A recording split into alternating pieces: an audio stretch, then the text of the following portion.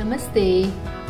ಇವತ್ತು ಒಂದು ಸಿಂಪಲ್ ಆಗಿ ಕ್ಯಾಬೇಜ್ ಪಲ್ಯ ಹೇಗೆ ಮಾಡೋದು ಅಂತ ನೋಡೋಣ. ಇದಕ್ಕೆ ನಾನು ಕ್ಯಾಬೇಜನ್ನು ಸಣ್ಣಕ್ಕೆ ಹಚ್ಚಿಟ್ಕೊಂಡಿದ್ದೇನೆ.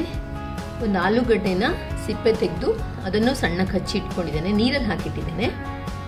ಉಪ್ಪು, ಸ್ವಲ್ಪ ಸಕ್ಕರೆ, ಮಸಾಲೆಗೆ ತೆಂಗಿನ ತುರಿ, ಜೀರಿಗೆ, ಹಸಿಮೆಣಸು, ಅದಾದಮೇಲೆ ಒಗ್ಗರಣೆಗೆ ಸಾಸಿವೆ, ಉದ್ದಿನಬೇಳೆ, ಕಡಲೆಬೇಳೆ, ಒಣಮೆಣಸು, ಕರಿಬೇವು. ಈಗ ಮಸಾಲೆಗೆ ತೆಂಗಿನ ತುರಿ,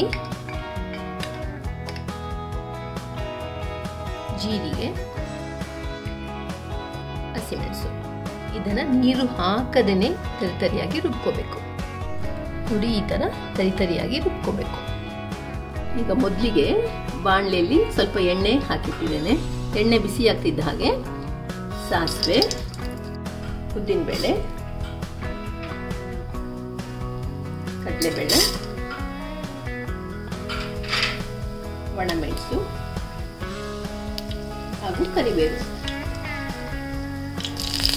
ಇದು ಕಲರ್ ಚೇಂಜ್ ಆಗ್ತಿದ್ದ ಹಾಗೆ ಆಲೂಗಡ್ಡೆ ಸೇರಿಸ್ತಾ ಇದ್ದೇನೆ. ಇದನ್ನು ಈ ಥರ ಎಣ್ಣೆಯಲ್ಲೇ ಮುಚ್ಚಿ ಬೇಯಿಸ್ಕೊಳ್ಬೋದು ಸಣ್ಣ ಉರಿಯಲ್ಲಿ, ಇಲ್ಲಾಂದರೆ ಸ್ವಲ್ಪ ನೀರನ್ನು ಚಿಮುಕಿಸ್ಬಿಟ್ಟು ಬೇಯಿಸ್ಕೊಳ್ಬೋದು. ನಡುವೊಮ್ಮೆ ಹೀಗೆ ಮಗ್ಸ್ತಾ ಇರಬೇಕು, ಅದು ಹಿಡಿಬಾರ್ದು.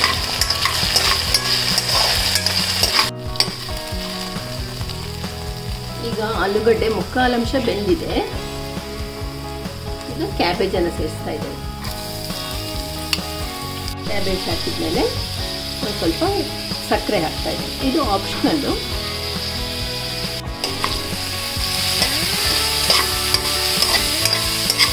ಈಗ ಮತ್ತೆ ಮುಚ್ಚಿ ಬೇಯಿಸಬೇಕು. ಈಗ ಕ್ಯಾಬೇಜ್ ಮುಕ್ಕಾಲಂಶ ಬೆಂದಿದೆ. ಉಪ್ಪು ಸೇರಿಸ್ತಾ ಇದ್ದೇನೆ. ಕ್ಯಾಬೇಜು ಚೆನ್ನಾಗಿ ಬೆಂದ ಮೇಲೆ ಕೊನೆಯದಾಗಿ ಮಸಾಲೆ, ಜೀರಿಗೆ, ತೆಂಗಿನ ತುರಿ ಹಾಗೂ ಹಸಿಮೆಣಸು ಒಮ್ಮೆ ಚೆನ್ನಾಗಿ ಮಗ್ಚಿಬಿಟ್ರೆ ಸರಿ. ಆಮೇಲೆ ಗ್ಯಾಸ್ ಆರಿಸ್ಬೋದು. ರುಚಿಯಾದ ಕ್ಯಾಬೇಜ್ ಆಲೂಗಡ್ಡೆ ಪಲ್ಯ ರೆಡಿ. ಇದು ಅನ್ನದ ಜೊತೆ, ಚಪಾತಿ ಜೊತೆ ತುಂಬ ಚೆನ್ನಾಗಿರುತ್ತೆ.